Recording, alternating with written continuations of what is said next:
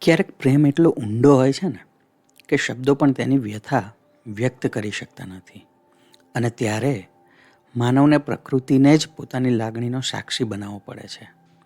પ્રિય મિત્રો, આજે સૌનું સ્વાગત છે એક અનોખી અને હૃદયસ્પર્શી કાવ્યયાત્રામાં. મહાન સંસ્કૃત કવિ મહાકવિ કાલિદાસ રચિત મેઘદૂતની અમર વાર્તામાં.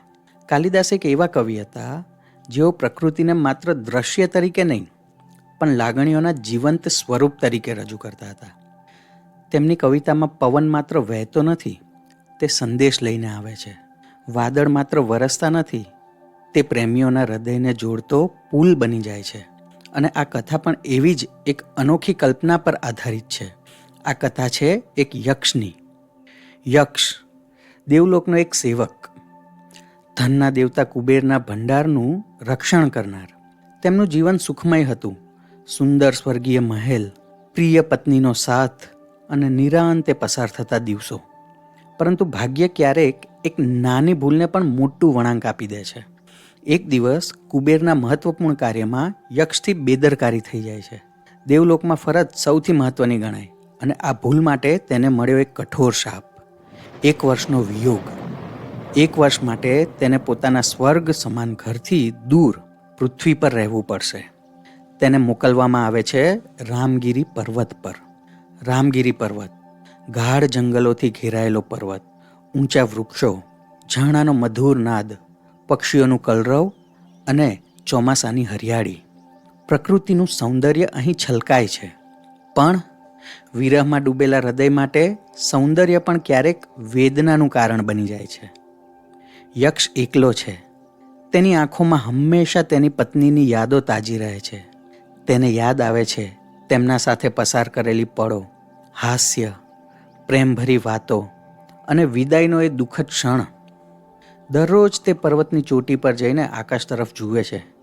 ક્યારેક પવન સાથે વાત કરે છે, ક્યારેક ઝરણાની ધૂન સાંભળીને પોતાનું દુઃખ ભૂલવાનો પ્રયત્ન કરે છે. પરંતુ વિરહની આગ ધીમે ધીમે તેને અંદરથી સળગાવતી રહે છે. સમય આગળ વધે છે.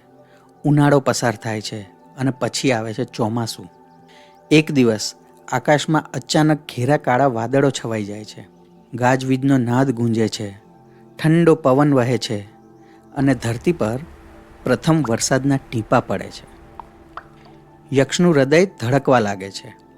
તે આકાશ તરફ આશાભરી નજરે જુએ છે અને તેના મનમાં જન્મે છે એક અનોખો વિચાર.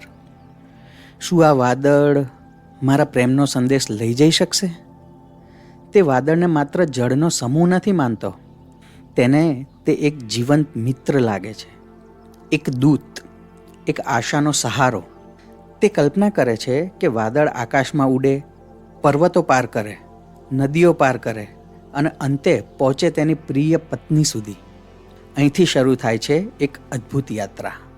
પ્રેમની યાત્રા, વિરહની યાત્રા અને સંદેશની યાત્રા. શું વાદળ તેની લાગણીઓ સમજી શકશે? શું તે હજારો કિલોમીટરનો માર્ગ પસાર કરીને તેની પ્રિયાને સંદેશ પહોંચાડશે? આ જાણીશું આપણે આગામી એપિસોડમાં. જો તમને આવી ભાવનાત્મક અને આધ્યાત્મિક વાર્તાઓ ગમે તો આ શ્રેણીને જરૂરથી ફોલો કરો. હું ફરીથી મળીશ મેઘદૂતની આગળની અનોખી યાત્રા સાથે.